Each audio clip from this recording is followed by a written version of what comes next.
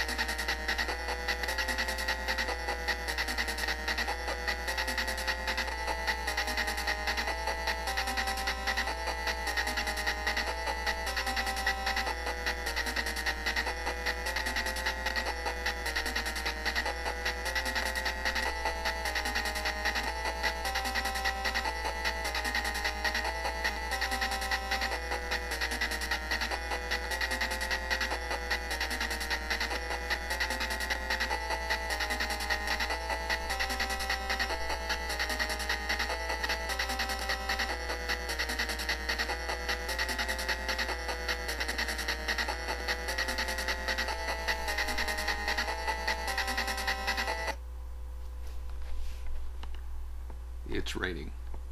And with that rather cryptic introduction, we start the game. Come on. Here we go.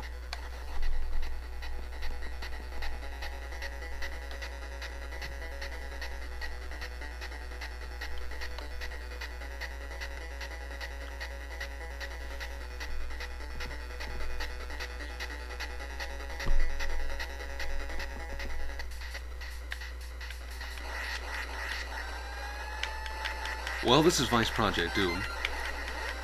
It's basically a Ninja Gaiden clone, actually, even though you wouldn't know it from looking at this first stage. And the reason why I wanted to LP it is because, even though it is basically a Ninja Gaiden clone, it has some interesting little gameplay features to it. One of them being that they mix up the traditional side-scrolling action with some other different levels, such as this Spy Hunter-like driving sequence in the first stage.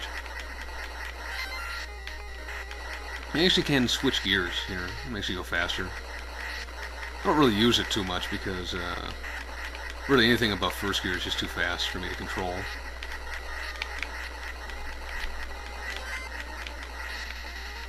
Let's see, I think the boss is coming up here. Yes. I'm going to try a speedrun technique I saw somebody use. Well, I actually pulled that off. I'm impressed. Alright, cutscene coming up.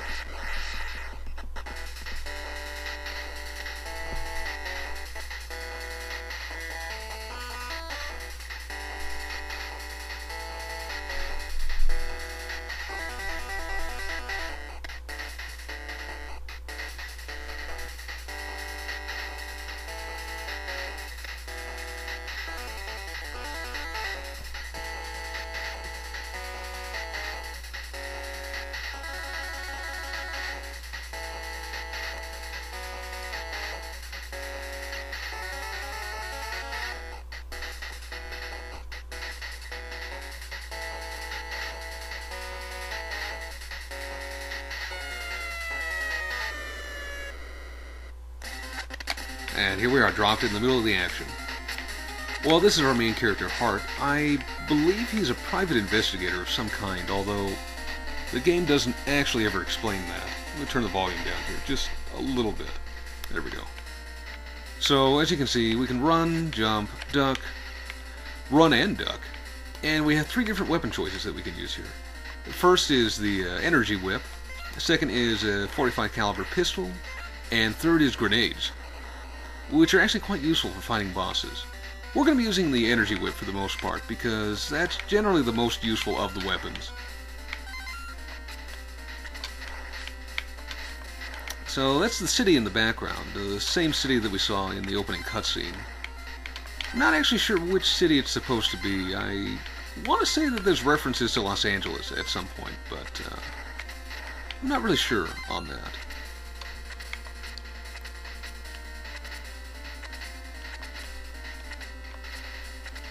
running and ducking does come in handy, and there's at least one point in the game where you're going to have to do it in order to beat a boss.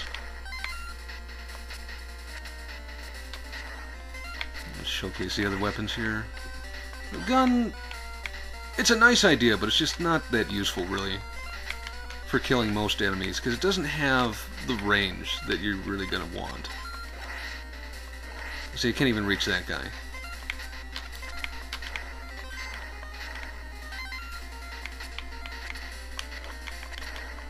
And that's my favorite enemy in the game, I think, right there. Pumpkin guy in a poncho. I don't know the real names of the enemies, and I'm just going to make some up as it becomes appropriate. Now, usually the way I get down here is I fall down this little gap, and I usually end up getting killed. Oh, I actually didn't do that this time. I was going to try an alternate plan, but I guess there's no need to.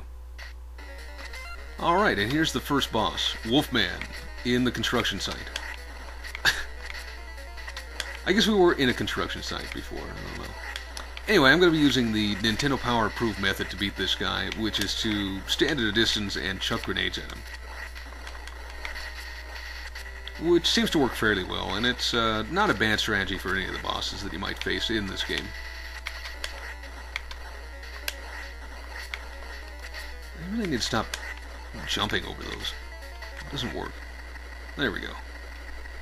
Another cutscene.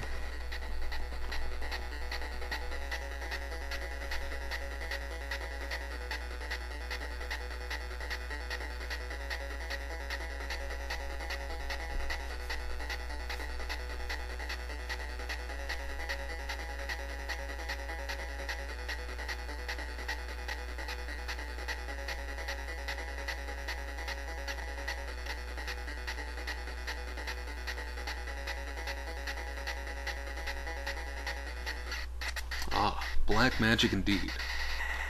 And here we are in Chinatown. We'll save state this real quick.